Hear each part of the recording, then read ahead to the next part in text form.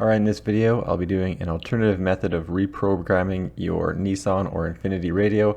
I've already done one video on the extended storage fuse, so that could be your issue. I'll put a link to that video in the description. Also in the description I will put information on how to reprogram the Intelligent Key and the Nissan key fob, if that's the kind of key you have. I have disconnected the negative terminal of my battery just to try and knock my stereo out of alignment. You don't have to do that. That is just me trying to break it further.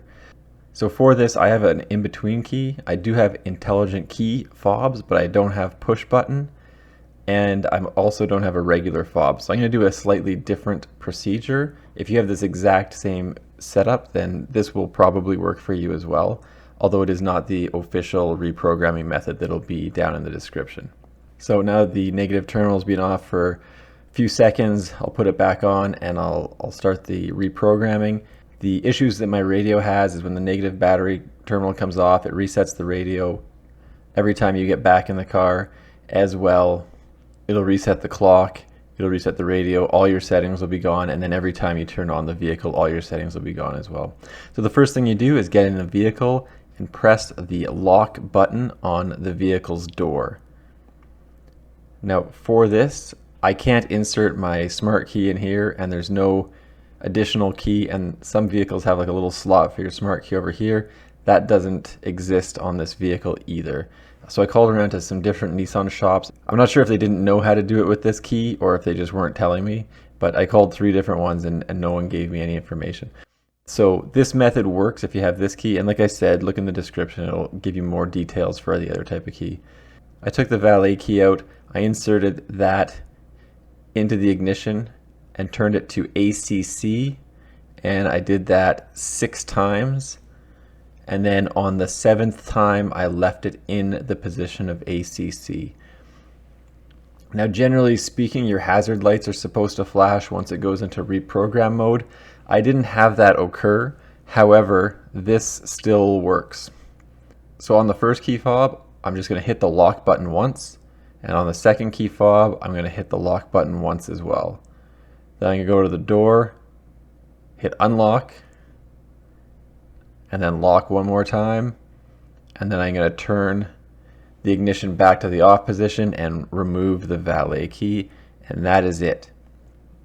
Now I'll run a few quick tests with everything. Normally, if I turn off my key and turn it back on, it'll be on a different radio station. The volume will be set, the time will be all messed up. So I'll get in, I will turn on the radio and see where it lands me. And this will be the key fob with no keychain on it. So it's on 88.5, I'll turn it to 90.7, turn everything off, and then I'll go outside for a second. I tried to do this the first time with just one key fob, and I noticed as soon as I went back to the vehicle with the other key fob, it re-scrambled everything and kind of threw both keys out of alignment. But after I did this with both key fobs, it worked just fine. You could probably get away with just programming one key if you never use the second key fob. So I get back in, turn on the vehicle, and sure enough it goes back to 90.7 instead of the other channel that it was on. And it also retained the volume, kept the same time, all that stuff. So this key fob seems to be working just fine. So I'll go throw this key fob a little bit away from the vehicle, take the other key fob, and I'll go in the vehicle again, and we'll see which radio station it comes out on. So it comes out on the one that the previous key left it on, which was 93.9. Like I said previously, there's no way that would have happened. It would have just scrambled the radio.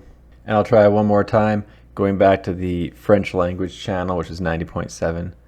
Give this key fob a little bit further kick down the hill, just so it's not interfering with anything, and I'll make sure I'm just doing it with the key fob that has the rack of keys on it.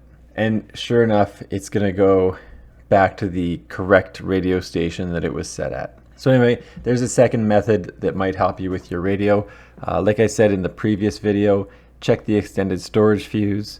That may be an issue if your radio presets aren't working. If that doesn't work, try this key fob reprogramming, as it seems to have an impact on the radio as well. I'm not sure why, and quite frankly I don't even think I programmed this key correctly, but it still worked for some reason. Anyway, I hope that helps somebody. Thanks for checking out my video. Don't forget to like and subscribe.